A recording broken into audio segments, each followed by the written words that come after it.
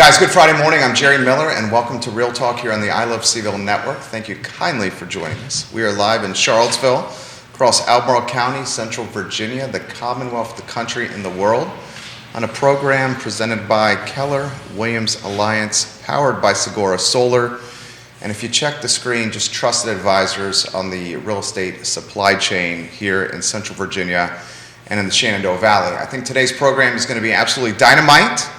We have three folks on our panel that are the best of the best in this field. Judah Wickhauer, we give accolades to, of course. He's our director, the man behind the camera. If you could, my friend, go to the foreshot and let's welcome the panel of superstars. Guys, good morning, and thank you for joining us on Real Talk. Sasha, good to have you here.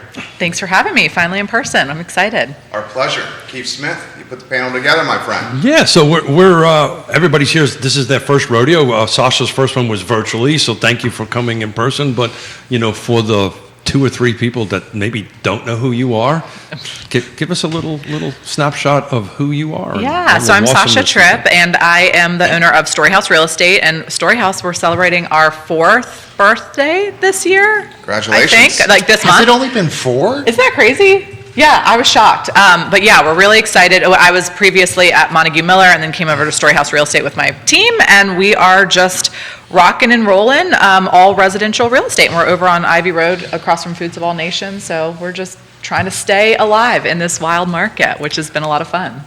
So I have a quick question for you on the 4 years, but we'll let Quinton Beckham introduce himself for the couple people who who doesn't know me? Oh, yeah, it's just what they say. In this group, this audience. Is it from the poster in the post office, the photo, or is it some other place that folks Well, we don't have to go there. The one Yeah. I mean, I was 11 before I realized not everybody kept their family albums in the post office, but We got a lot of agents giving you props already. Ray Cadell says there's some real estate power here. Yeah. Kevin Yancey says good morning all. Emily Coulter, I have really been looking forward to today's show. Some great folks on this panel. Excited to hear their input on today's market. I mean, guys, you have Long and Foster, we got Christie's, we got Ness, we got the Storyhouse team, Real Estate 3 on the broadcast right now. Keller Williams is in the house.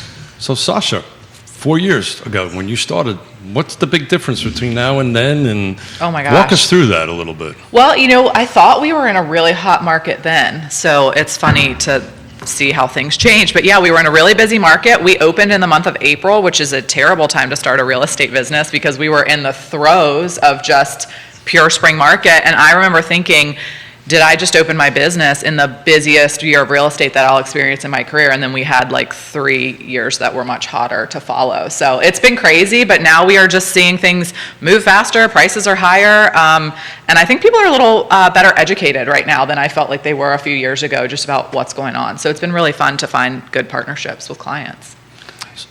And real estate's been in the news every time we turn around, so it's nice that people are actually reading it, Yeah. although sometimes the global view and the local view are completely different things. Totally. That's something that has been a trend forever in Charlottesville, and it continues to be. So yeah, it's fun to try to keep tabs on everything. So last time we had 5% mortgage and plus, because I did a little research this morning, which is not in the stuff I sent you guys, it was 2011. Were you in the market in 2000? I was, yeah. So I know Quinton and I were.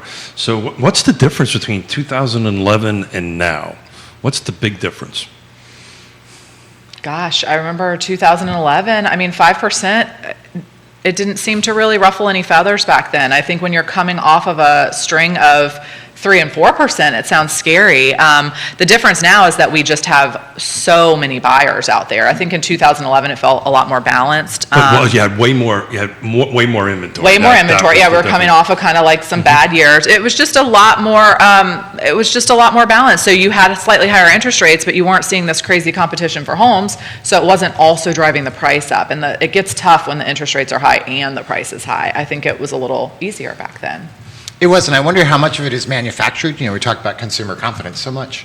And if I reminisce to when we had our own little miniature gas crisis, there was... For a weekend? For a weekend, because everybody's like, oh my gosh, there's no more gas, and they were putting it in plastic shopping bags and all sorts of fun and interesting things. I wonder sometimes from the pandemic and the items if we didn't sort of manufacture some housing Drama. Chaos. Drama. Yeah. chaos? Yeah. I mean, 5%, like, It's cheap back in money. the day, yeah, I was thrilled to have a 5% Yeah. interest rate. Thrilled. So. It's cheap money. Yeah, truly. I want to highlight a post that you did on your Story House page. Oh, yeah. And you also shared it, I believe, on your personal page. You are navigating a tight inventory market well. You are representing sellers, and you're representing buyers, and the buyers are finding homes. I mean, you had a hell of a lot of transactions on that post. Was it Yes. 72 hours ago that you did? Yes. It was this week. That was kind of our March wrap-up. I think we ratified, we have 6 full-time sales agents. I think we ratified 43 transactions in March. So we're getting them through. I would not say it's like fun and easy. It's with a lot of difficulty and a lot of consultation and a lot of expectation setting. But we are getting, if people want a home right now, we are finding ways to do it. That's not to say that we're always winning bidding wars, but we have just found some ways to make sure that people are as competitive as possible if they want to be. So we were talking off air before we went on. I run this 7-day snapshot of the car footprint, and we had, as of today, 7 days back, we had 108 come on, 124 pending. But there was a number on the bottom that we haven't talked about in a long time, which is open houses. Yep. Are we starting to see them come back? 44 of them. It was, a few months ago, it was 0. Yeah. How is that impacting the market, open houses? Guys, jump in, whoever wants to jump in. In some ways, I think it feeds the competition, because you have all of these buyers that for so long had no opportunity to physically stand in a house, either because they were moving from out of state, they had to buy really quickly, or out of area, or the amount of physical interaction you could have with the property was so limited. And so we still have more buyers than we do houses, and you'll see lines for a lot of these open houses, I would imagine.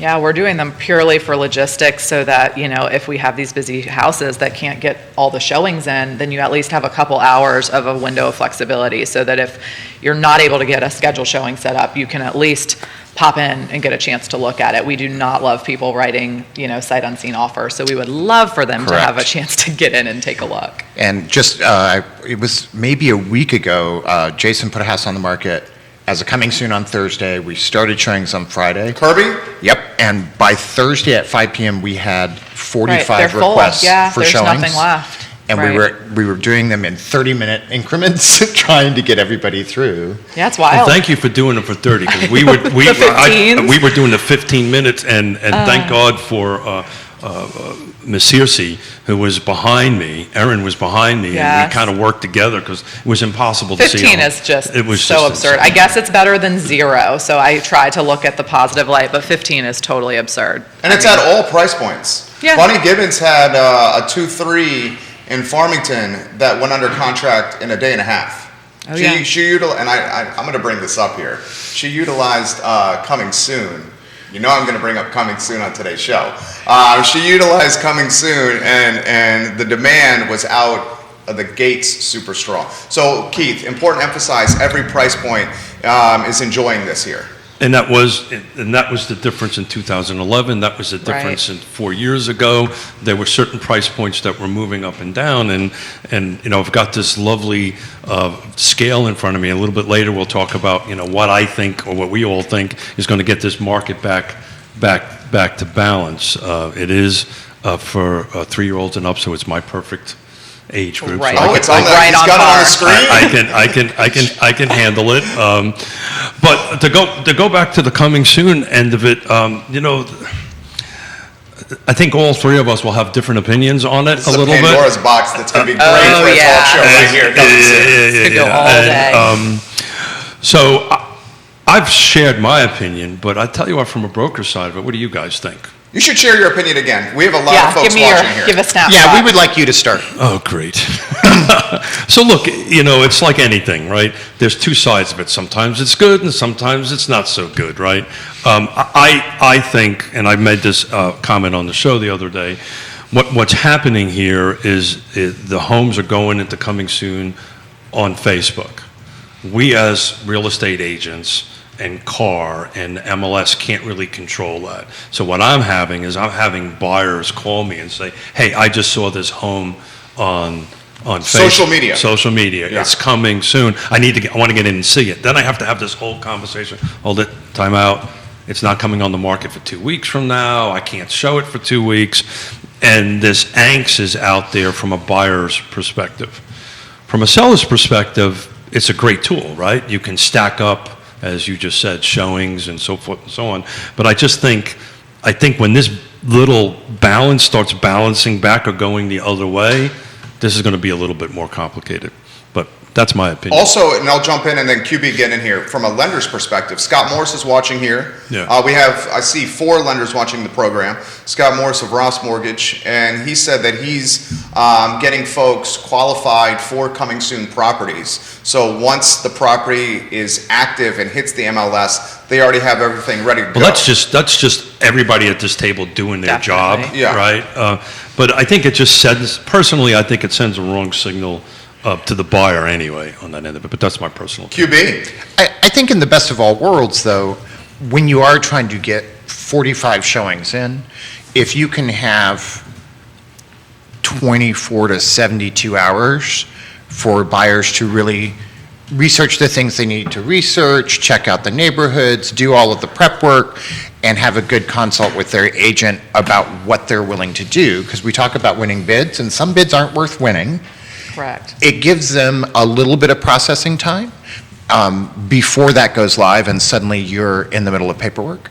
And so I think, and it used correctly, it's a great tool to allow the maximum number of buyers an opportunity for each house that comes up, and to put their best foot forward if they have a good person really working and coordinating with them. That's today, and what Sasha said, the seller expectations, there's going to be this period of changing on this end of it where all of a sudden, well, hold it, how come I don't have 30 people lined Right. up every 15 minutes to see my house? Totally. So what's Well, your thoughts? I feel like on the car side of things, I feel like I was sort of the ambassador of coming soon, but not by choice. I just happened to be running the MLS committee just at the got time. appointed to it. So I got appointed and I got to speak about it and I got to be the most educated about it, but it didn't necessarily mean that I agreed with how it was set up. And I will tell you, I do think it gives a very good setup for the seller. It's a runway that we were giving our sellers prior to, the NAR, this is probably over a lot of people's heads, the NAR passed down clear cooperation, which essentially meant that like if we were going to market a property in any way that a consumer could find it, then all consumers should be able to find it, and certainly all realtors should be able to find it. So they passed, and that makes total sense. They passed that, and we sort of had to adjust what our MLS was doing in response. So we created the coming soon because we did have these listings. Something I was already doing as a practice sort of before this blew up was we had a 24 to 48 hour period of time where we were finishing final touch-ups. It was sort of between the moment it went live to when showing started, and that was totally fine for our MLS at that time. That is no longer okay. So people use this coming soon system to sort of pre-market their home, but I will tell you what it has done is, we had a woman who said, I just don't want to sell my home in the MLS. It had some mold issues that she was willing to fully disclose. She disclosed to everyone. She did not want it on the MLS because she was worried about all the liability of people coming and going.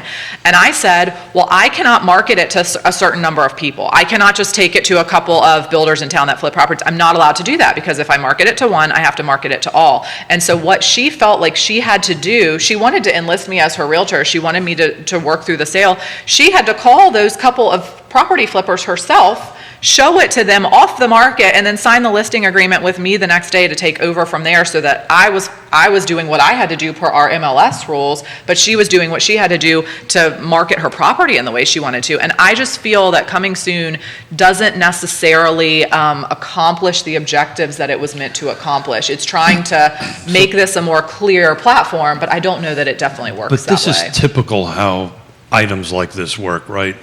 Those who watch the show or listen to the show know I'm involved in a lot of local governments. So this is very typical. State, feds, local Right. governments will say, this is the new rule, then everybody under us have to figure out Right. how to work it. But you've got an awesome wand in front of you with a star on top of it. So if you could wave that magic wand and fix coming soon, what would you do? Shorten the window from 2 weeks. Well, 2 weeks, we It's never absurd. do 2 weeks. We always Yeah. do Tuesday to a Friday. We never do 2 weeks because I feel like that is It's absurd. unfair to the buyer. It's Yeah. like, it's putting It's painful. it's painful. It's It painful is. for all of us. So I would say that the period of time feels very long. And,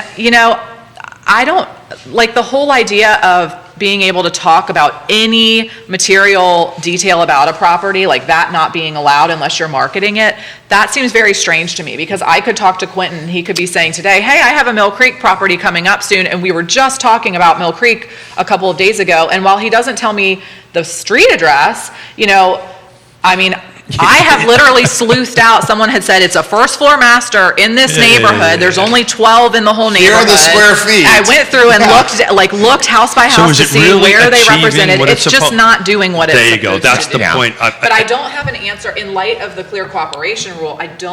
If anybody wants to pre-market their home at all, I don't know that there's an answer. We should make this very layman's terms, and I'm going to get out of the way here. It's to prevent pocket listings.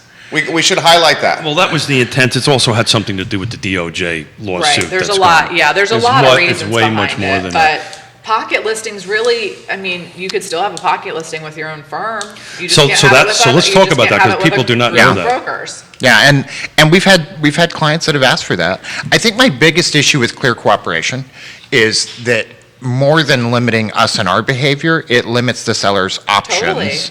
Totally. And it can put them in a place where they cannot have good advice and a professional counseling them through the process. Right, they're trying to find a loophole to. They're trying do to it the find a right way. loophole, and so I think the intent was good, but we've driven a lot of stuff underground and made, I don't know, it's the Underground Railroad of real estate now, where people are trying to find all these different ways to do it without having 100 people traipse through Right, their and house. So they the want to NAR enlist us at some point, but they just can't enlist us at the time that it would have been like the Yep. most critical, potentially. So the NAR's ruling is 24 hours, Right. right? So we as a local MLS can go all the way down to 24 hours. That might be a little short. I think the 48, 72 hours max makes a lot of sense.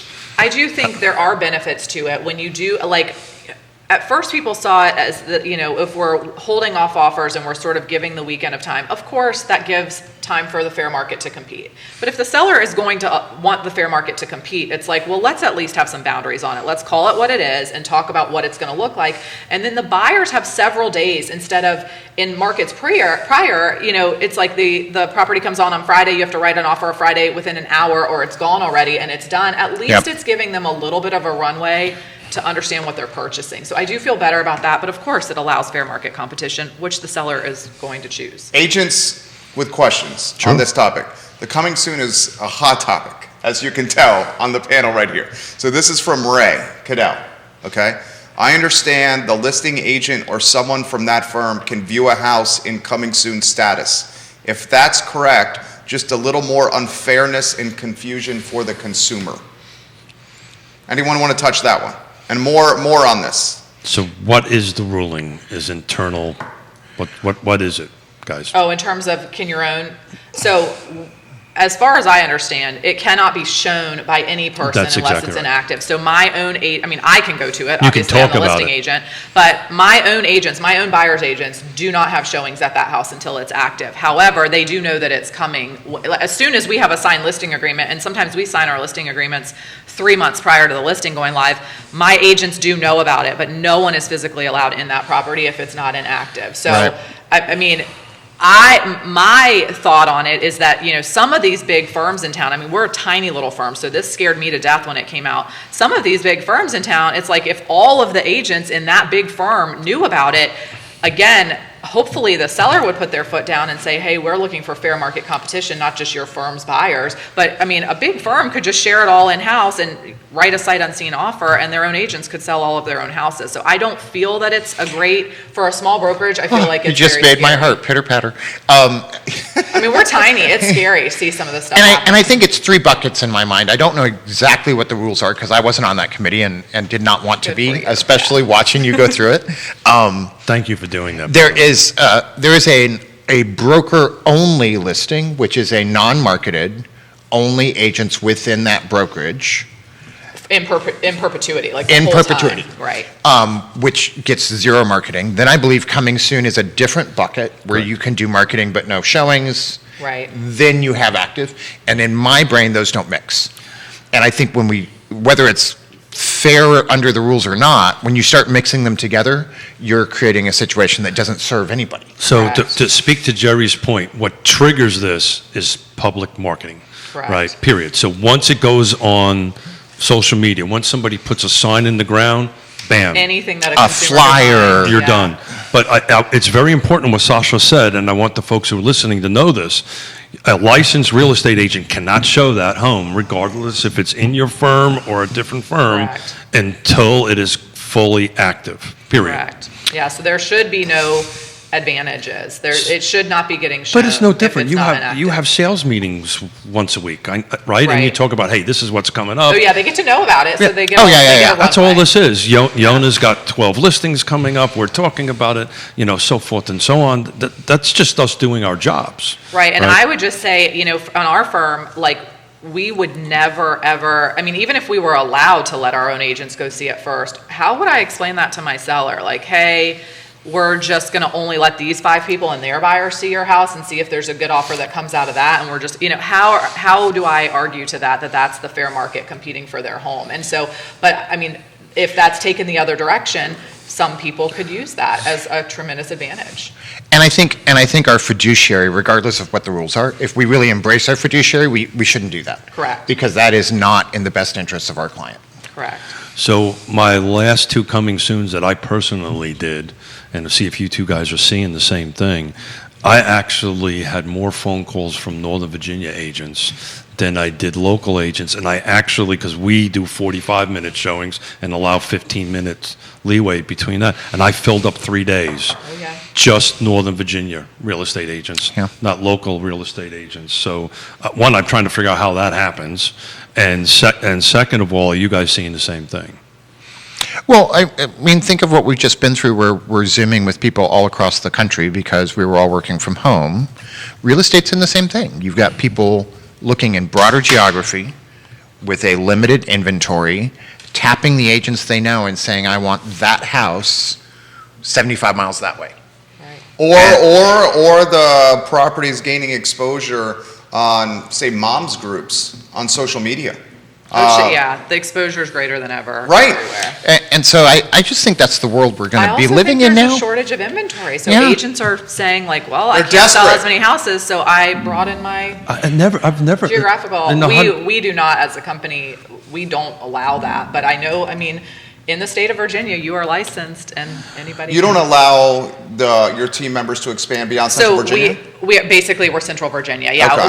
we have great agents that we refer to, and a couple like as you get Mm-hmm. north past Culpeper, if you get out past Nelson, I feel like we can only be geographically sound in making recommendations to clients within a certain area, and every agent has a different expertise. And if you were born and raised in Orange, then maybe you can go a little further north. If you have a house and you're way south of town, maybe you can go a little further south. But as a whole, we do not sell things that we are not We're comfortable trusted with and don't have. advisors, and we Correct. need to bring our expertise, and only until recently, even back in 2003, 4, and 5, and 6, when this was insane, just as insane as I've never seen Northern Virginia agents. Well, no, because they couldn't get into our ML, they couldn't get access to our listings before, and now they can. Well, that's a whole And topic. they can get for a access to different- our showing instructions, but not really. They get bits and pieces of it, and then they get to the Yeah. house and they don't know how to show it, or they don't have the code, and it's like, it adds another full-time job for us, trying to help these agents from other areas figure out where neighborhoods are and, how to use our system. But as this So- balance goes, this will come back as inventory starts loosening up a little bit up in there, but we're years away before that happens. I hope, but now that these MLS boundaries are open, I think it could Yeah. carry on longer. I was talking about you with an agent of Okay. mine the other day, and I feel okay saying that because I'm going to tell you what we said. Okay, that's fine, as long as you admit it. They have a neighborhood that they've worked in for a very long time, and for the first time ever, they saw your sign in the yard, and they were like, "Oh my gosh, what's she doing in this neighborhood? What have I done wrong?" And I'm just reminding all of my agents, like, maybe your one neighborhood's not going to support your goal anymore. If you have a plan to sell X number of houses this year and have X number of listings, within the geography that you're competent, you might still be spreading out. Right. And so you're going to see different people's signs in different neighborhoods, and we'll be moving all around the territories that we do know. Right. And I Central don't. Virginia should sustain the average person. It should- I that don't it think should- we need to go through the whole correct. state of You would Virginia. think. I think Correct. it's short, but we're not that short. And so I think we're going to see more of that shifting around, and it does not surprise me that we're seeing more Northern Virginia folks reaching out and making offers, and I can like it or not like it, but there it is. And I don't want to belabor the point, but inside tip, they're often the ones winning the bidding wars because they Yeah. have no idea what values in these areas are, so they just go to the highest number they have to, right? They're They also, have no they're idea. also mostly cash too. Well, inside tip with the caveat, they're often representing buyers that have cashed out of That's exactly the right. Northern Virginia Well, market with bags of money. People keep saying that, and I will say, so like we had probably 65 offers that we negotiated last weekend because we had 6 houses or whatever, And how and it's a many were bunch of cash? offers, and Yep. it's very painful. But we had all these offers. We had 2 cash buyers, 0 were investors. So there's all the, and they were in price points that like they were definitely like medical community price points Yeah. that are affordable as investment properties. So I feel like there's all this talk of like Northern Virginia and California are coming with their multi-millions and they're just buying up our houses because they're cheaper. That has really not been what I'm That is, seeing in we practice. proved those numbers Yeah. on the show a few weeks ago. That is literally not the case. But there is more cash down payments coming in. Yes, for right? sure. So when we say we got to be careful, not total cash purchases, but we're not seeing the 3% to 7%. Right. And We're people s- that can waive the appraisal gaps more than ever before. Correct. So that's the influence of cash Right. into the market, where Jerry is saying, I sold my townhome in Old Town, right? It's the neighbors across the street from me. They did a 1,200 square foot home, townhome in, I think it was Arlington, Yeah. for 1.4, came in and bought something in Glenmore for 8, put 200K into it, Yep. and then still walked with a, 250, 300 Delta that they put in the bank. And they're working from their basement for the firms that they were at in Northern Virginia. And they're so happy. Let me just emphasize that. They're so happy. Elizabeth Cromwell is so happy with Sasha. The chamber is lucky to have Sasha Tripp There on you her go, board of Elizabeth. directors. Thanks, Elizabeth. She is a strategic thinker, always raises her hand, first to lend a helping hand, and never puts her very successful business ahead of our efforts for the greater business community. Ray really wants to emphasize this, but the agents can view, in all caps, it, and they could write a sight unseen offer. It's happening out there, folks. Well, we're getting a lot of sight unseen offers, but they Yeah. are not, they are literally not So if a viewing real it. estate agent got in there and then wrote an offer, I Yeah, believe that crosses the line. Yeah, send that on over to car report. Yeah, that Yeah, should I not don't- be happening. I don't know how all the rules work, but I know how they should work. Yes. And I think in the end, we have to be responsible as licensees to live in the spirit of the law, even if the letter of it does not meet. Well said. Well Right, said. you sort of know what the intention of the rule is. If you feel like you're kind of tiptoeing around it, you probably aren't. Shouldn't be tiptoeing Yeah, around you probably it. aren't in the right spot. Much like my teen years, even though you don't understand what you're doing wrong, there's something inside of you that says, this is probably not a good idea. You should back up and think about that. Do we even remember our teens? I have fuzzy memories of it. Yeah. Hey, so inventory, talk about inventory all the time. I've just read an article, I sent the link out to you guys that Realtor.com put out yesterday, that there was a survey put up by the Harris poll of 3,000 customers in February, and they were saying 6 out of the 10, these are potential sellers, are going to be putting their homes on the market in the next 6 months. Do you guys feel that out there? Do you see that? Do we see this scale? I'm going to play with the scale a little bit later because I've been really excited I about know, it. we're so excited. I'm excited about the scale. I mean, it's getting better. We're having, You think it's getting better, Sasha? it's getting better. Yeah. I mean, I don't She's think. talking inventory is what she's talking about. Inventory is getting better. Yeah, I mean, don't agree with that. empirically. So, You disagree? I disagree with Okay, that. tell me more. So I think what's happening is the buyer pool is getting less. So that's on this balance right over here. I think our inventory is going to climb a little bit, but it's not going to look at the scale that we got here. This is way down here. This is the seller. Excuse me. This is the buyers. This is the sellers. Inventory increase will help a little bit. 5% interest will help a little bit.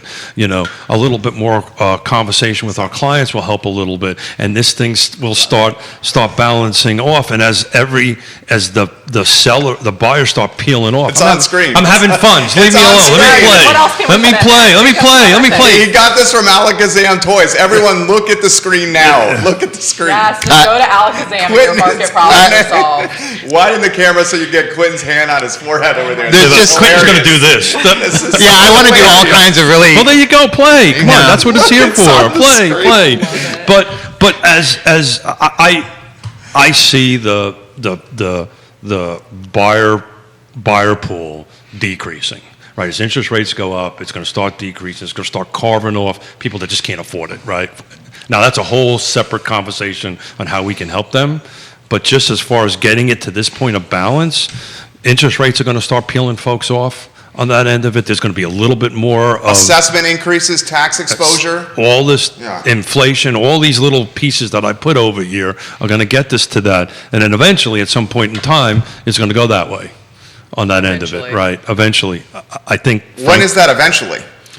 Well, Not this year. I was going to say. Not next year. I would tell you I it's don't not think it's next soon. year. I I don't think it's for the soon. amount of money I paid for this, that answer didn't come. Yeah. Right? Not next year. I don't No, think it's next year. But it's important as professionals in conversations with our clients that they have to understand this. This is where the market is going. Where we're at is not permanent, right? It's not healthy. It's not a balanced market. We as professionals want it there. We want it Right. balanced. Thank you for letting me play with my little. It was great. My QB. I finally understand real estate now. I was going to say, why didn't we have this when I was? That's actually That was awesome. hilarious. We need that in our office. Just sitting there with every appointment we have. I got a feeling that was a bit of a zinger. So No, I love it. That I was love definitely it. a zinger. I actually love it. I think got to that's tell you, hilarious. I've been thinking about this demonstration for 3 days. Well, we've for been today. explaining it for 5 years, This is but it's like, where here's a Quinton's very like, clear. yes, you have, Keith. Yes, you have. Yeah. Right? Very clear And then it way may of go doing that it. way. Who knows? All kinds of I stuff. don't Play feel- with my. A war breaks out. There's inflation. We're still not building you can't enough. play with It's it going to be a anymore. Stop playing while. with it. It's going to He's be a taking his while. ball and he's going home. That's right. I'm taking my toys and going home. Jump in here, QB. I think the latest numbers I was reading this week, people that had applied for mortgages in the Yes. last year and not made a house. Yes. The number that are interested in reentering the buyer's market is only 24% of them. So 1 out of 4. And we were talking about cash offers. If you read NAR's sort of summary of where and how people were buying homes, 52% of down payments came from the sale of their current house. So if you're wanting to move into this market, you're probably going to need a down payment that comes from a sale of a home, and we're going to cycle through some of that inventory because it's spring, and situationally in springtime, we rotate a lot of people around in Charlottesville and the surrounding area. And so this is a good time to do that. I do think when you figure the rates are 4.75 now, 4.755? Just call them five and change Call Five it and five-ish, change? Yeah. 5 and change. to go higher as well. That's another $135 per 100,000, if I'm doing that in my head, so I might be a little bit off. So for a $600,000 house, that's another $800 a month, and that's going to push people out. There's some balance happening, but it's not because the houses are less valuable. It's just because we're moving from having. He's just We're showing just gonna you put this- the Yeah. answer. I love it. I love that. Don't let him take that. I love it. Thank you, Sasha. Thank he you. looks so Sasha, happy, too. Sasha, I just want to play with it all the time. Sasha, you're welcome here anytime. Okay. You play Just to play nice. with your Thank little you. minion guy. Finish your thought, QB. So there's some balance coming, but I don't think it's the kind of balance people are thinking when they're thinking backwards in time to some sort of Correct. crash. That's exactly the point I'm trying to So make. with inventory this low, even though we've got buyers saying, I'm just going to rent for a couple years, or we have people that don't qualify anymore, there's still more buyers than there are houses. And so you're still going to have this happen. So in 2011, I'll keep my hands down. in 2011, you had little things creating Oh, yeah. the balance shift. So I ran numbers. And now we're in 2022, and we're in the same place. It's just that they're all big things. I totally get it. 2000. He needs his own little like spot. He needs his own little mic and camera to sit on the screen.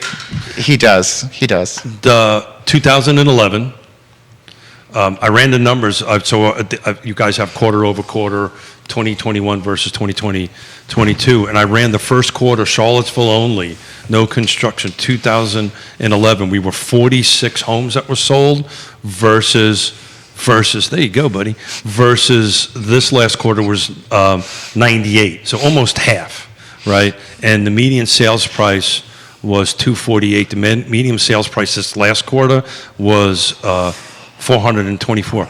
70 days on market, by the way, in 2011 first quarter. And Now, remember when people were so 7. excited about that? You know, the sellers were thrilled with that. Oh my gosh. It was all, we had a 2, 3, 4 month marketing plan we had to talk to people about. And I mean, that was just the norm and it was fine. And sellers were perfectly happy. So it will get back there. So our but- skills going to have to rechange, Yeah. right? Right now, our skills are trying to figure out how to fix this balance, right? And it's not fixing it by putting little smiley things in a scale there that. Carrie Griggs giving you guys some props right now on the show. Scott Morris giving you guys some props on the show. We got a lot of commentary coming in from agents on what the expectation is for the remaining of the year for the panel. Neil Williamson, hello and welcome to the show. How about you, Sasha, on that? The remaining of the year and going into to next year. I mean, we're through one quarter already. Yeah, I think the remaining of the year is going to be similar. I mean, the spring, we're still following the cycles we used to follow. They're just all a little more exaggerated right now. So I think the spring is going to be very hot.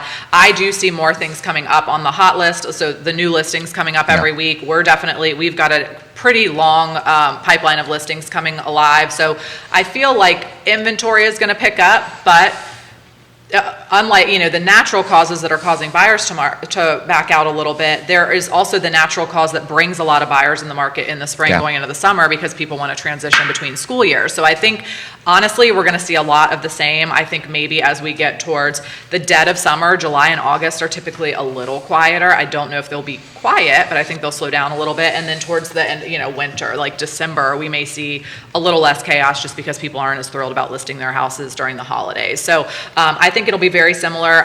We know that interest rates are going to continue to rise. I don't expect, if they're hovering in the 5s, I don't expect to see much difference with people backing out of the market, and I don't expect to see tremendous amounts of inventory adding. So I think a lot of the same. So the pools are going to start balancing, right? A little bit. Yeah, I think not 2023 is the drastically. year that I think you're going to see some things balance back out.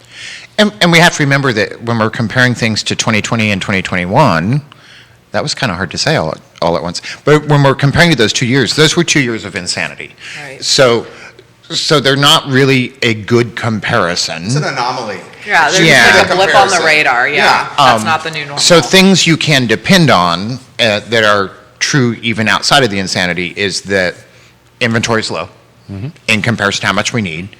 We're still going to be seasonal. It got masked in the insane years, but it's still there.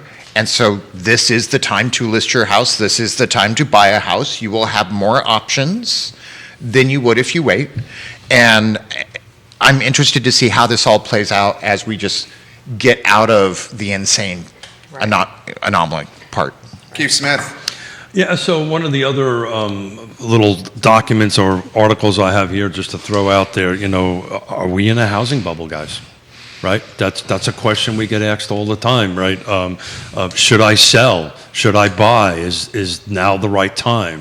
Right? I have a very definitive opinion on that end of it. I wanted to see what you guys thought. Sasha. So I don't feel like we're in a housing bubble. National indices would say that for the next 5 years, we're still expecting some home price appreciation. Now, it's not going to be 20% or 10% or maybe even 5%, but we're still expecting home price appreciation. So to be in a bubble, that indicates it has to burst, right? Which means it has to pop and we suddenly see like things dropping drastically. I don't see any sign of that because I don't think we'll have enough inventory for people to be housed in. And our rental rates are so expensive that it's like you don't have other choices for shelter. So people have to figure out how to have shelter. Now that's a bigger problem that we're not going to solve on this panel today with affordability in general, but I see continued appreciation even in spite of interest rates rising. And I see continued interest rates rising, and that's just bound to happen. And I don't feel like we're going to pop and burst and suddenly decline. No, by definition, the bubble means a lack of value, propping up something with nothing inside of it, and that's not what we're seeing right now. It's very, very different, and I think it's easy to confuse because, as we've talked about this before, in the days of COVID, when you just got a cold, you couldn't get in to see your doctor because every symptom of a cold was the same symptom as COVID, and so I think there's a similar confusion in housing. I know there are a lot of things that feel like 2009 when you're a buyer and when you're looking, but although it feels the same, it's a dramatically different situation. Yeah, go ahead, Keith. So clearly, we have a lack of inventory, and this is just my opinion, and it's not my opinion, it's of the smart people that I'm reading all the time. We just don't have enough new construction happening, and that's just simply it. When the bubble popped, and to speak to your point, there was a bubble. Everybody could see it. I tell this story all the time. I knew it was coming before it came. I just couldn't get out of its way. Right? I owed too much money. I was in the middle of development on that end of it. And when I had bankers come into my office and say, I heard you're trying to do a $10 million development job, I will pay you to borrow money from us at a 1 point over prime, I kicked them out of my office. We don't see any of that coming up right now. Mm-mm. But we were in the 2 years ago, beginning of COVID, 5.5 million new construction nationwide short. We're up to 4.5. We picked up about 1 million in 2 years. But it's Right. Supply and demand 101. Simple economics, yeah. And if you look at, the new construction community here is trying its hardest to get us caught back up, but we're a good 5 years behind on inventory. COVID didn't help. You couldn't be building things. Nothing was being produced. Yeah. We're years and years behind. And another panel for a different day is like just the regulation is not helping that community get this where it needs to be. Yeah, we dive into that regularly on the show. 5% of Albemarle County allocated for development. That includes commercial and residential. And that is not expanding anytime soon. Neil Williamson, watching the program, he would very much applaud that comment right there. It's different from 2010 in that there is a hell of a lot less inventory. There is a lot more regulation in place for lending.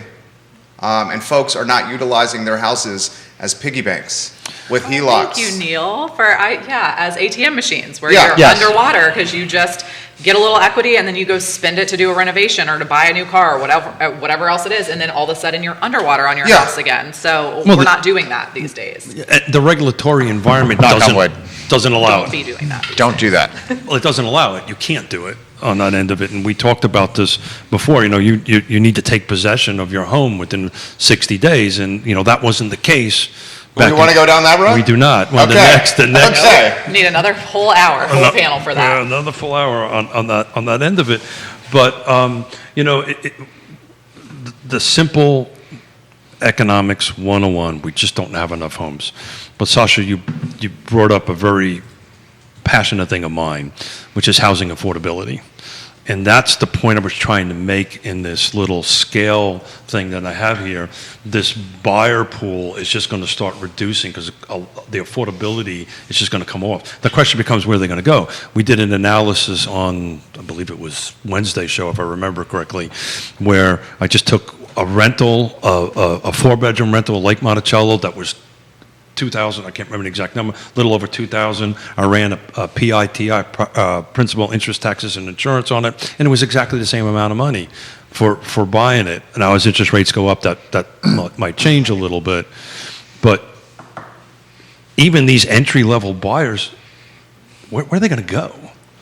And they got nowhere to go. And to put this in perspective, a rent on a 3-bedroom, 2-bath in the Villas of Southern Ridge is $2,000 a month. You take $2,000 a month and you buy a home and your mortgage payment on that's equivalent to a $385,000, $400,000 home.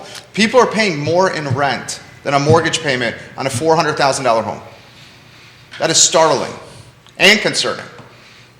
Anyone want to touch that? You have to have more doors. We can talk about 5% of land in Albemarle. I'd just be happier if they would shorten the process so that we could build it out faster and then use it up and then add another 10%. But when it's 3 years from application to keys, we're always going to be behind the 8 ball and you're going to be stuck. You need more rentals, you need more apartments, you need higher density, you need more single family. I will applaud any development that puts more houses down, because the only way out of this is to stop pushing $800,000 buyers into $400,000 neighborhoods where they're outbidding everybody and raising the entire price point. Judah Wickhauer just got a shout out from Neil Williamson on the scale camera, literally in the comment section. He's created a picture in picture scale on cam. the scale camera Oh, while I'm having our excited. faces on screen in Hollywood Squares fashion right there. I love it. Judah, He you're deserves outstanding. his own little space. Mustache Dan Pettit from Real Estate 3 for Sasha specifically. Sasha, as Albemarle County continues to build more townhomes due mostly to costs of land, are you seeing a lot more townhome contracts, Sasha? Yeah, I mean, we're definitely seeing a lot of people consider townhomes that wouldn't have considered them in the past. I think right now we're finding, oh my gosh, this is amazing. Isn't that I awesome? get to see our little, oh, he's so cute, our little minion. Yeah. I think we're finding, the one problem with townhomes is that most of them do not have first floor masters. And so we're seeing, like, we've got this shortage of accessible living for people that do not want to have lots of stairs and that would like to age in place. So we've got the shortage there. We've got the shortage of just affordable detached housing. But yeah, townhomes have gotten really popular, and I would say like they are selling at prices that are very, very comparable to small single-family detached homes. You wanna know just the a year number? or two ago. Yeah, Yeah. tell me the average. So it's actually, the stats quarter over quarter is the opposite. Single-family attached in Albemarle County, first quarter of this year versus first quarter last year was actually up 18%. Attached, single-family attached was down 59%, almost 60% quarter over quarter. But the price is spot on. This last quarter, $468,000. You mean number of sales is down? That's Number of just sales because down. the inventory is not That's there. exactly But if right. they were there, people would be happily buying them for a premium. That's a $66,000 jump year over year. What's the median on the townhome Median is 468. in Albemarle County? This is Albemarle County sold new construction, single-family attached only. Just for a quarter, though. Just for a that quarter. That- Just That's for a a lot quarter. of those a lot of those, like Cascadia, like brand-new construction homes that people bought 2 or 3 years ago, and they bought them and realized that they could cash out of them in 2 or 3 years and make quite a pretty Sure, penny on sure. them after only having owned them for 2 or 3 years. So I think we're seeing, that's a lot of So newer, these are from like, these first resale homes. These are Yeah. from builders to owners. These are Right. not resales. These are Oh, just those only. Okay, these I are see what you're saying. only new construction. Yeah, and I mean, and we just need more of them because people are happy to buy them. So I hate to disagree with the Mr. Beckham here, but the time isn't. He likes disagreeing with I me. do, That's a lie. actually. He enjoys it. I do enjoy it, actually. But we got to get balanced We here. all It's 6 years. So there's a project in Fulvena County, 325 units. I'm part of it. It took us 6 years to start actually developing the physical action of horizontal development, which will take another year, maybe another year and a half for that's done, and then probably 6 months after that before we start going vertical. So this is going to be close to 8 years from the time it started until we can put people in homes. That's just way too long. I've been trying to spread a hash test, turn red tape into green tape, and that is purely what, it took us 2.5 years just to go through site plan process, which is insane. QB, Sasha, anything on that? It needs to be faster. We're talking all the time about how inventory affects fair housing, how it affects price points, how it affects housing affordability and affordable housing.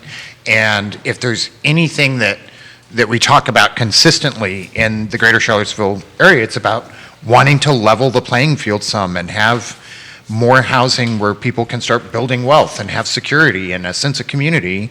And it's never going to happen until we have more doors because there's just not enough. And that gap right now between housing affordability and housing prices is just so wide from the last year.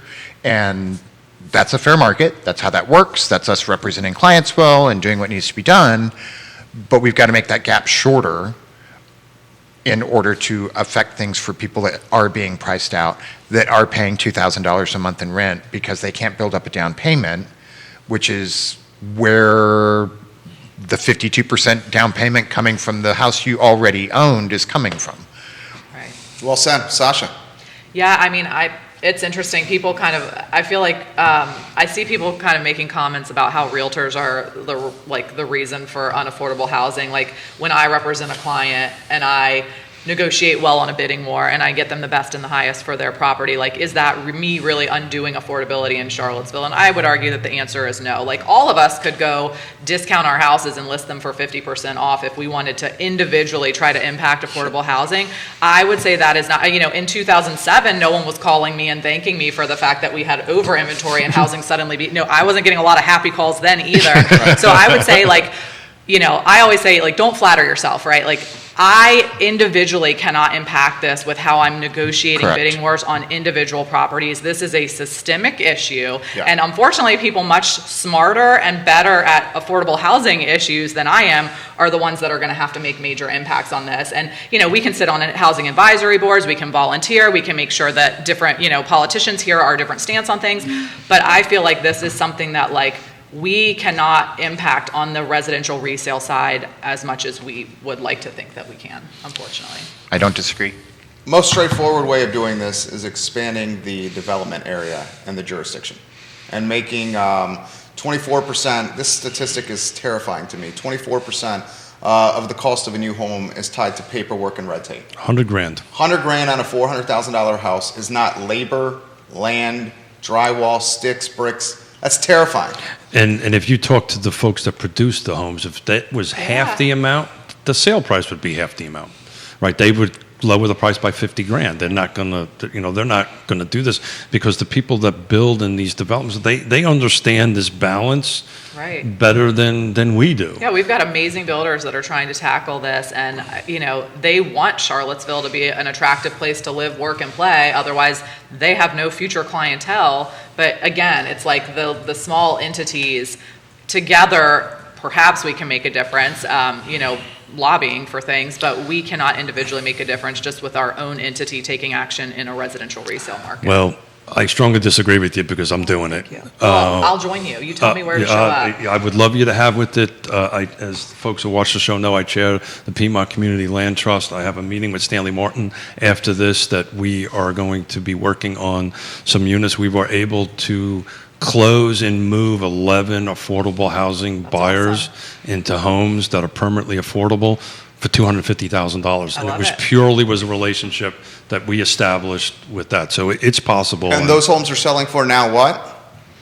$243,750. What was the resale Today. on those Nassau? Oh, so the Nassau's a different story. So, but they sold for $240, $238 and $240 on that end of it. So, I don't want to get into the land trust model, but it keeps it permanently affordable. The homes that Jerry's referring to had an appreciation in 2 years of $100,000. Correct. But And then we're because back to the same, because back of to the same back to the issue. same problem. Yeah, that's what I'm referring but those buyers walked out with almost $50,000 worth of equity to move up the housing ladder, and that we were helping Right. them buy market rate house.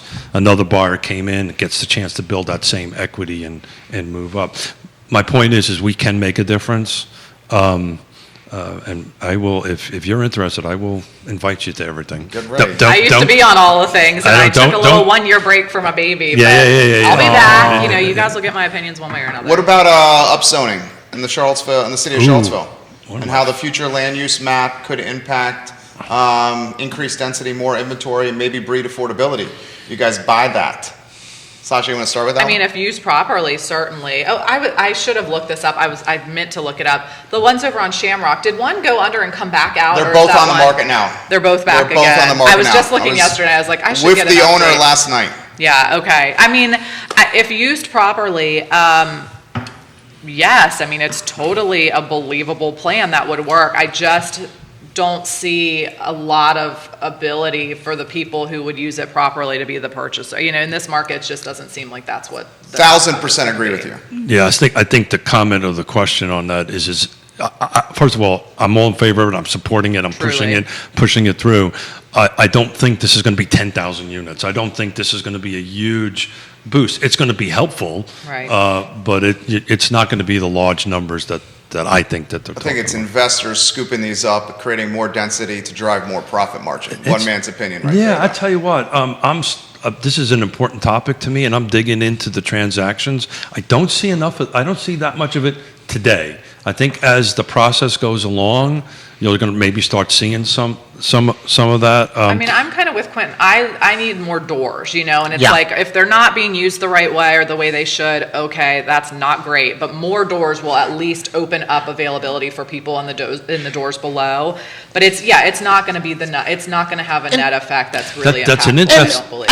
I think, though, we give, much like we often get accused of being responsible for the housing market it is and how it is, let's not demonize developers that are making more doors for us. Or investors. If they're making more doors, if they are reconstituting rundown properties, if they are converting motels into apartments, whatever it is that they're doing, DeAndre McDonald. those more doors make that gap that we have to bridge smaller. And yes, we can't individually fix the entire housing market, but we can participate along with developers and government and citizens and nonprofits and be a piece of it. Correct. I agree with that. We got some pushback of the distinguished gentleman here. Oh, sure. This is from President of the Free Enterprise Forum, Neil Williamson. Oh, I was just going to talk about the Nobody bet wants to on my argue mustache with him on this. He's Neil always going Williamson, to be right. respectful, pushing back on Mr. Smith. Sure. He says, it is important to note the units provided under the new development model are subsidized by the other new units in the project, making 85% of the new housing less affordable. So I don't disagree with that. I think that's the comment we're talking about. So as we increase, it kind of helps everything. I'm not so sure we're against seeing that any differently. But for those at the panel that don't know, I have a bet with Neil that this new zoning will not be done by 6/1/23, and I'm betting my mustache. He's going to shave his mustache After on set. Wait, you're betting that it will be done? Or It will not be done. Oh. He thinks it will Williamson thinks it's going to be done by current council as part of their lasting legacy before Yeah. 3 positions turn over in the November 2023 election. Ex Neil, if he Okay. watched the Planning District Commission meeting last night. I'm sure he did. Yeah, there was a comment that one of the planning commissioners from the city made that gave me a little bit of hope that I might still keep my mustache. Which one, Stolzberg? Yeah. Yeah. No. Lyle? Yes. Yeah, Lyle. Beckham, any thoughts on here? I see the wheels turning. I still want people to remember that there's a difference between housing affordability, which are things that we can affect with nonprofits and that developers can participate in, and you can make some movements in that, which is very different from affordable housing. Affordable housing with a capital A requires government to bridge that gap. There is no way around it that I can foresee in that group of people that make less than 50% of the area median income that are in high rentals that are soaking up 55-60% of their gross income every month. And you've got to have that participation for that. So even if a developer builds expensive units, that still takes pressure off the system as a whole. If there is a $600,000 house that is convenient to town, you won't have $600,000 buyers pumping up a small neighborhood in Belmont by $100,000 over what it was a year ago. And so anybody that adds doors right now, I'm in favor of. If you add rentals right now, I'm in favor of it. Everything that reduces that pressure. Do I want more housing everywhere for everybody at every price point, both rentals and for purchase? Absolutely. And I'm going to cheer every step of the race and not just stand at the finish line complaining. Well said. Keith Smith. So change gears a little bit, right? So the reality of it is the rubber band is expanding. We have clients that we are helping now buy at a certain price point in Buckingham, in Waynesboro, Stanton. I mean, that's just the way this is going. When this scale gets balanced or this scale goes back to this way, what do you think that's going to happen to those markets? You think those markets are going to stay stable, or are they going to start decreasing in value a little bit? Gosh, it's so hard to say because I just feel like we are so far behind on inventory that it's like it almost feels like a mystical world to imagine this time when we're going to get caught up. I mean, it's so many years down the road that we're going to get caught up in the number of households that we need for the people that come to Central Virginia. Yeah. You know what? I don't know. That's kind of like, remember when Crozet started to like become big little city. At first it felt like, oh, it's just this little grocery store and there's some like stuff scattered around. And now Crozet is its own like little town. It's like a little mini city of Crozet, right? And I think we always thought like, oh, are people going to push that direction? And then when the market starts getting a little, a little softer, will people start coming back into the middle? Crozet is not going anywhere, Yeah. right? Like that felt like it was the outer edge of the, you were going a little past Ivy and a little west. I think these places, they're going to become substantial. They're going to have their own little amenities. They're going to have little communities. I think people are going to Well love said. it there for Well time to said. come. I don't think we're going back. We're not running Historically, particularly about the Waynesboro side of the hill. Gas prices going up, market softening. And That's what you're going to say. And I was wrong. Yeah, well, certainly now, We- but historically you were right. Right. Historically, when gas hit $4, the other side of the mountain just dried up. But much like this scale in front of us, these things There's that we're too many other things there's- now. Well, that's the point. That's Yeah. exactly right, Sasha. These things in here are just these little things are different now Well, I that mean, we've we never haven't- experienced before. We haven't That's- highlighted that the students, UVA is admitting more students than ever before this fall. More students than ever before. They have to live somewhere. And they're hiring more people than ever before. And the data science school hasn't even opened yet on Ivy Road. So I mean, the- think about that. So again, this balance, as Quinton was saying on the seller side of it, you also have the high-tech jobs that are coming in here in droves, right, on that end of it, which, this balance may never happen, right? If we can't get this inventory up, if we can't get this inventory up to go do this, like I said, historically, for 30-something years, as soon as gas got to $4, the other side of the mountain just stopped. Right. That is not the case. You got EVs, and I was having conversations. Work from home. Work from home. Yeah. Zoom. It's going to be less of a problem. Right. Yeah. Paul MacArthur. Not everyone, Avenues, Paul MacArthur, not everyone needs or should buy a house. Correct. It's not the But- right decision. But everyone needs a roof over their head, and if rental's Yes. horrible, it's kind of like That's it. a lot of people do need to buy a house. I would never have advocated for that years ago, but like now, if you're gonna pay the same in rent and you're going to be here for some longevity, most of these people do right now need to buy houses. That's the scary thing. Not everybody needs to move. Not everybody needs a nicer house. Not everybody needs 500 more finished square feet. Not everybody needs to go to a place that now has a pool, but everyone does need shelter. So we don't have a lot of really wonderful options. And I think one of the biggest defining differences between intergenerational wealth is the ability to own a home. 100%. We've talked about market softening, and it makes it sound sometimes like you're going to buy a house that's suddenly not worth anything. And But that's not going to happen. and if you're there for 5 to 10 years, you're fine. It's not. Could you lose money trying to turn a house around in 90 days? Probably. Sure. There's but a if you place put that your would money happen, in the but stock market, yeah, it's all cyclical if you're in for longevity. and we just said earlier on the show, don't treat your house like a commodity. There's a house that you live in. What are you laughing at me for? Well, no, I'm not laughing You're at laughing you. at me. You're If it's a right. house you live in, you're good to go. You're No, right, but I- you're wrong. Were you going to say you're right, but no? No, just 90% of the folks out there should not treat their house like a commodity. 90%.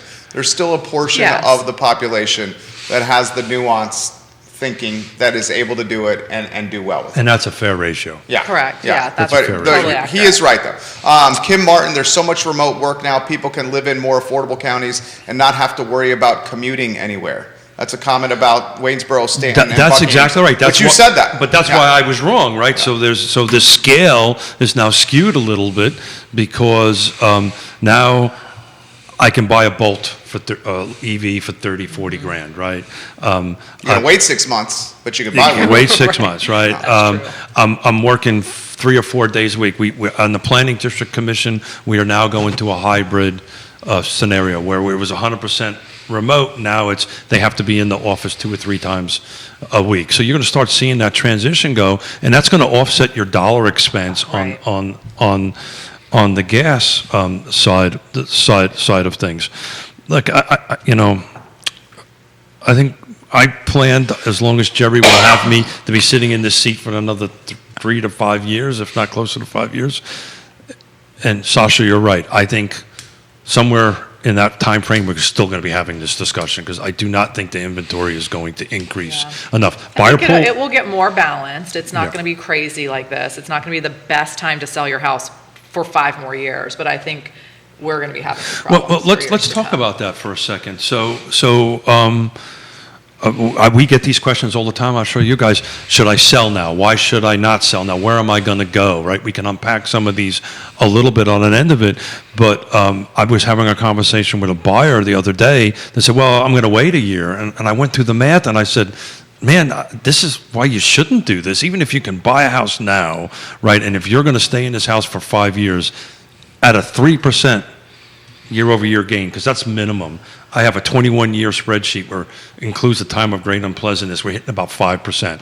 And that calculates the up. I mean, it's just, you want to speak a little bit to that, Sasha, on how that conversation Well, I goes? mean, I think waiting a year might be one of like the worst possible decisions most people could be making, unless they, I mean, everybody's circumstances are different. I mean, if you don't know that you have job stability or, life might change, that would be one thing. But I think if you know, like, if you're waiting for this market to go down, I think It's you're not gonna be, gonna happen. yeah, you're gonna be sitting a lot longer. And so I always, like, if you don't like where prices were this time last year, It's going to get worse. you're unhappy today, right? Yeah. If you don't like where they are now, you're really going to be unhappy next spring, and the interest rates are also rising. So I would say do not wait a year. Like if you are on the fence and you think buying really needs to be happening in your next 3 to 5 year plan, this is a good time to do it. With sellers, I mean, my most tenured buyer's agent on the team, we just had her sell her house. I'm selling my house this year. Like we are all selling right now because while I do think there is going to be incremental appreciation for the next 5 years, this is like we are in this frenzy right now where people are we are so behind on this. And there are so many buyers competing because we haven't absorbed some of that buyer pool that's left over from COVID. There is a frenzy that is occurring right now. Am I willing to say it's not going to be occurring spring next year? No, I'm not. I think it's possible, but I know what is in front of me today, and I know that I want to sell in the next year. And so for my personal household, I feel that this is the best possible time to sell. As interest rates start rising, we do not know what's going to happen, but we know what we have So today. Sasha, did you talk to my wife on the way over? No, is she like ranting about the same thing right now? Are you selling too? Yonna wants to sell. Oh my gosh, all the real estate agents are selling their houses. That should be a says something. clue. That should be a says clue. something. Right. So we're all We were selling having our this houses. conversation yesterday, Judah, in the studio. Yeah.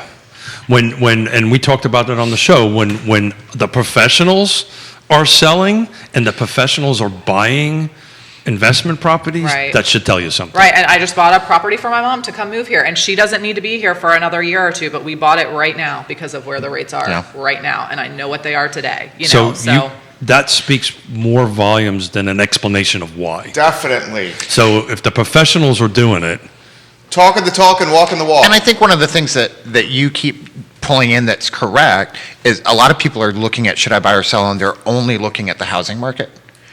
Remember what's going on everywhere else in your economic life. What's inflation doing? What are interest rates doing? How does the economy look? What are the supply chain things? Right. Everything is saying this is the time to have the best deal for your life, even if it's not the best deal for the house you're purchasing. Correct. Because this other stuff is going to impact you really solidly, and you can't change the price of the house. But you can fix your cost. You can get in at a good interest rate. You can flip that, sell the house you've got and put a good down payment. And you can control that part of your life so that you can better weather the other things that are going to happen around you in the economy. Bravo. How about this comment? Yesterday, it was Wednesday. Professional in the seat that you were in right there in a meeting. $1 million is not the luxury market anymore. oh, it's not. Oh, gosh. Exact words, straight face. Oh, yeah. $1 million I can is not remember luxury market anymore. when I was selling real estate in California, you were a wee little thing, I'm sure. When real estate agents would be proud that they had sold $1 million worth of real estate because the houses were like $120,000 a pop. And now it's just, I don't even know what to call the luxury market anymore. What is the threshold of the luxury market? Is it 2+? I would say 2. I mean, it feels like there That's are a lot of crazy. people in the ones, Right, there's a lot of people that have to be in the ones. Yeah. New 2 construction is one. Seems less, So yeah. that's where I was 2 just seems gonna less. There's definitely a smaller pool in the 2s and above. It's crazy. So we're working on a new construction class that we're going to actually open up to any real estate agent to go to see that I'm going to teach. That's talking about production, how to do land purchases, and custom builders. So custom builders are back in the market. They were not there anymore. but I've got a new construction buyer for Western Albemarle, and they were like, well, can we have something built for under $1 million? And I said, I can't believe I'm saying this. No way, Jose. Unless it's got a 1.2, a 1.5 in front of it, you're not getting new construction in Western Albemarle. It's just not there on that end of it, which is just a scary thought. When I started, Or Eastern Albemarle. I remember when I started building and developing in 1987, to have a $150,000 house was, whoa, that was huge, right? Now, to add $1 million to that is just amazing. And people have to remember, luxury is not about the price, it's about the product.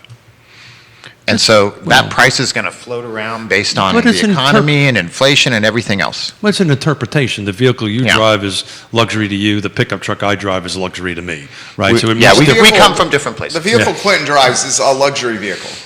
Yeah. Okay, it is a luxury vehicle. Well, We're going to cut to the chase, all right? I think my pickup truck's luxury. But that's it. We have Sydney Durham, excited to listen and learn with this panel. Fantastic people. Gracie Armstrong-Haynes watching the program. Fantastic panel. She highlights her daughter, Ivy, who was on this show. A great example of this, getting out from under rent. She bought a house. Gracie, Yep. I believe your daughter bought it in the Afton market, Yep. if you may. How about this? And this is done with empathy. This will be said with empathy and with humility, but it will be said with a factual mindset. Now I'm really paying attention. Albemarle County and the city of Charlottesville, as this continues, will just become the zip codes and the areas for, I hate to say this, wealthy folks with some deep pockets. Wealthy white people. And the outer counties will be, and you see this with New York City, you see this with DC, you see this with a lot of epicenter of employments, will be the jurisdictions where folks commute from to the epicenter of employment. Anybody on that? We're playing with Can you the. put the toys I know, you guys are so Come on, distracting let's with your put little the minion toys over away. there. The ADD is kicking in. I over mean, there the with real Smith. truth is this is happening all across all across the nation.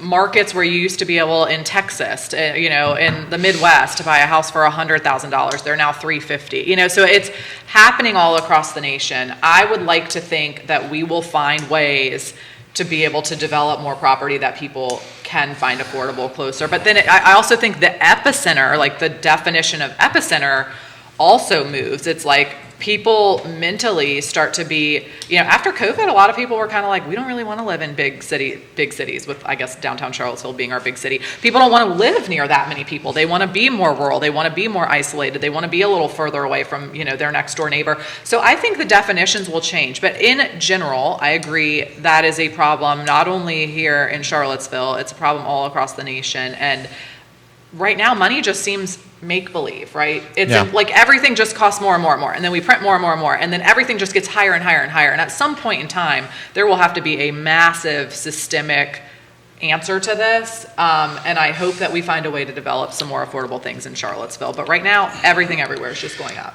And let's not pretend that gentrification and pricing people out of markets is something that just started happening in the last 24 months.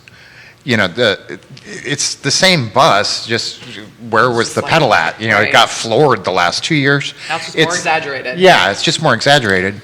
And then we're back to how do you fix affordable housing, and you're back to you need government intervention, because without that, it's just not going to happen. So I have been part of a national cohort for 4 years, put on by Portland State University and the University of Washington, to particularly tackle ADUs, auxiliary dwelling units, as a tool for affordable housing. And this was pre-COVID. 4 years ago, one of the things that the city of Portland, the city of Seattle has done, if you have, back to this red tape, green tape in government end of it, if you go ahead and have an affordable housing project and you check a certain amount of boxes, you get an expedited approval. And it's made a difference. Tax credits as well. That was huge. There's $15,000 worth of tax credits. Substantial. On that end of it. There's partners on it, but to Quinton's point, the government got together with the land trust, got together with the private sector, because I was working with land trusts out there to go ahead and do this, but it made a difference. Did it solve the affordable housing problem? Probably not, but it made a difference. I used to be super passionate. Used to be is the wrong phrase. I was more passionate in the past of the value of ADUs.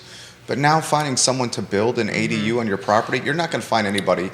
And the cost of the ADU has gotten to the point where it's $150 or more. So who's going to afford the ADU? And once the ADU is built, you got such substantial debt service to cover, you're going to have to rent it at a price point that's going to be not affordable. not affordable. So Yeah. the way that got solved out there was, you're 100% right. It's actually, as a former developer and builder, it's actually more expensive to build a tiny home. this tiny home than, Yeah. than a large home, because you're still building the same bathrooms, the same, Yep. all this kind of great stuff. The way they did that is they partnered with the land trust and got government assistance on that end of it. And the way what it did is it kept the person in the neighborhood. And what happened was they got rent. We actually got rent back from them. They got some income. But what they did is they carved off the parcel that's underneath the ADU and put it in a land trust model. So that actually worked real well. But Jerry's 1,000% right. If you go through certain neighborhoods of Seattle where my daughter lives, you see these ADUs all the time. You know what they are? Airbnbs. Right. Yeah. Yeah. Anyone want to touch Airbnbs on this market? No. No? Can I just say It's a no? sticky one. I mean, So let me not ask. solving the problems that we're worried about, unfortunately. So let me ask the panel a question that we get asked all the time. So we're representing a seller, or we're trying to represent a seller, and the question is asked, okay, where am I going to go, right? How do we answer that question? What's the tools we have in our toolbox Oh, Lord. to go ahead mean, and do that? I Oh. really, okay. How do we navigate that conversation? I'm going to be a seller soon, right? And I was like, all right, this is a guinea pig test. I'm going to see what this is really like. So like we're doing paint touch-ups all through our house. I have a 1-year-old, so my living room is a playroom. My dining set's all pushed off to the side. We've got to like totally inconvenience our lifestyle. We've got to get it all cleaned up. Have We're yard doing sales. everything. Oh my God, we had the biggest yard sale of all Yeah. time. So sorry if you missed that, but it was really amazing.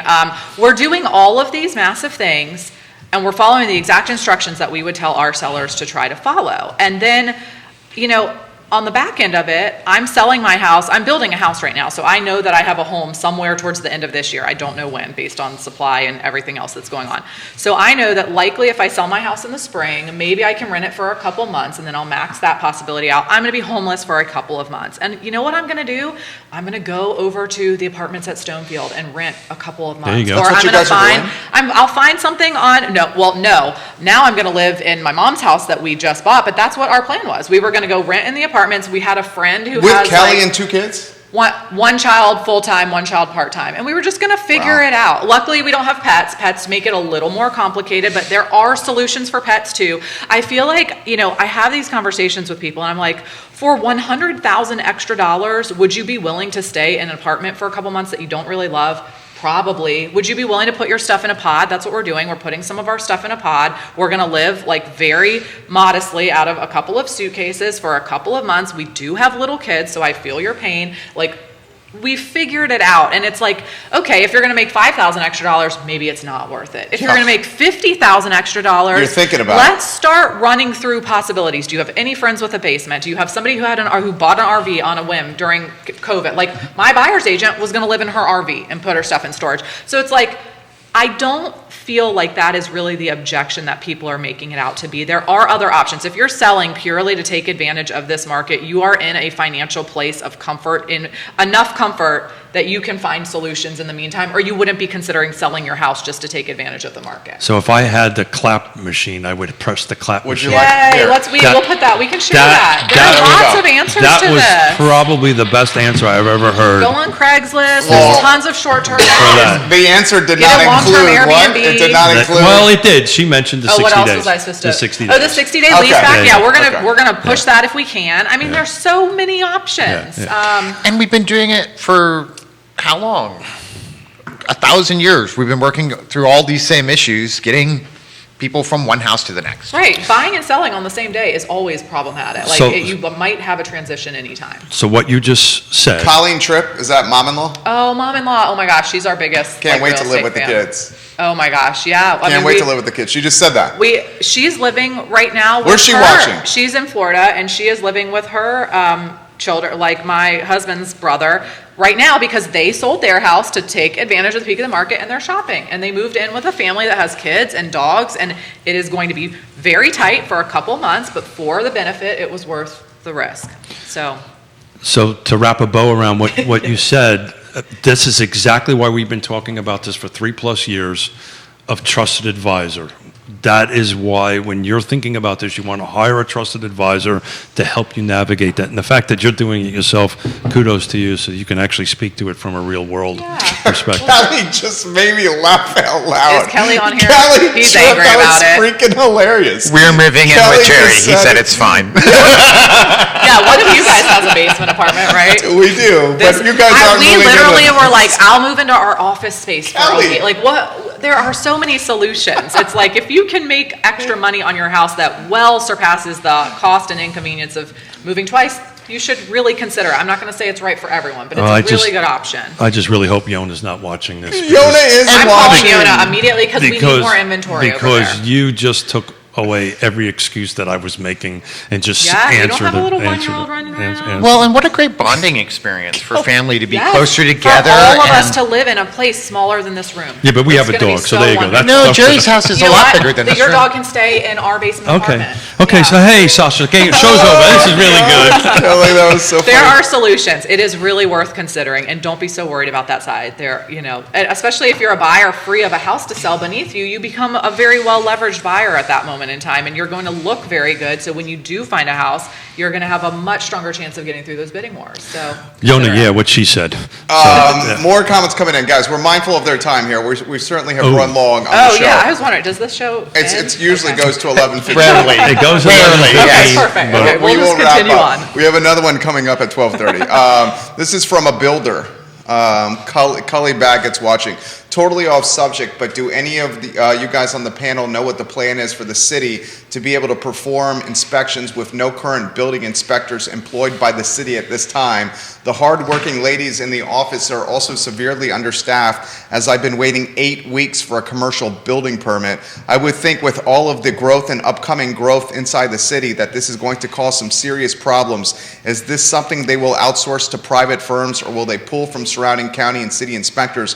I know this is off subject, but it's important to address for our community. Well, it goes back to this red tape into green tape. It goes back into why it's a 24% increase on sales. Every week that goes by that his building permit isn't pulled, it's costing him money. Yeah. Right, which is ultimately going to Truly, result in the thing. So the little bit I know about this based on meetings I've been in is they're in the process of hiring folks, but I think they're going to be looking at outsourcing. So who was the gentleman that Cully Baggett, he's Yeah. a builder. So Neil answers Cully's question. This is the beautiful thing about this show. We is should it's just have Neil probably sitting dynamic. like in the corner on He's- every show. he's by the way. helping. He's Thank coming you, in. Neil. He's You make coming us in on the look good. 15th. Him Oh, and good. him and Ed Galloway are gonna. He's like I the know. Wizard of Oz, just That's behind what the I was curtain. like, I don't know about this Multiple bet. I monitors. never Yes. disagree with Neil. Neil is always right. Cully Baggett, this from Neil Williamson to Cully Baggett. Here's what I've been told by the city.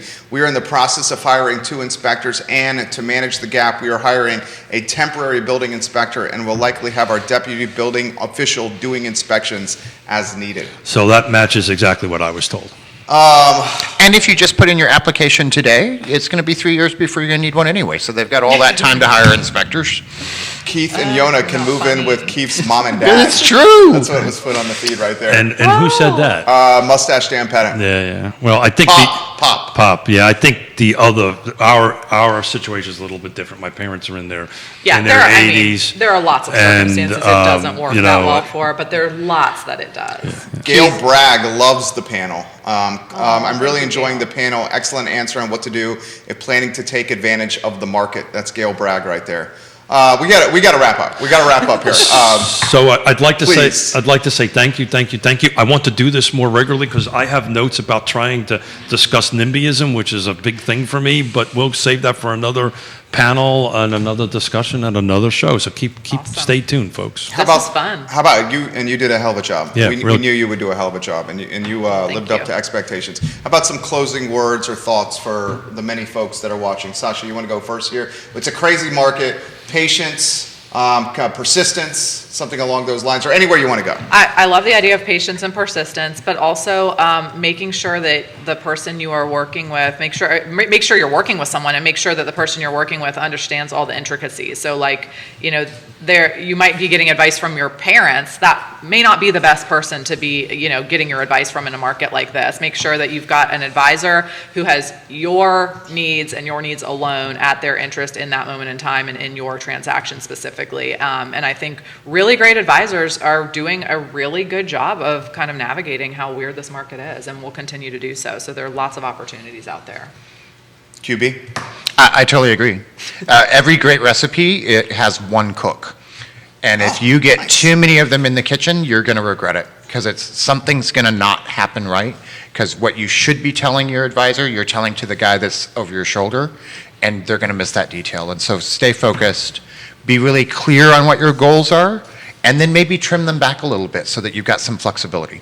Well said. Keith Smith? So those who watch the show know I'm a Marine, and we used to call those barrack lawyers, right? And you never listen to a barracks lawyer or scuttlebutt or whatever. Go to the trusted source, go to the source's mouth and learn from that directly. And that's what this show's all about, trying to get some information out.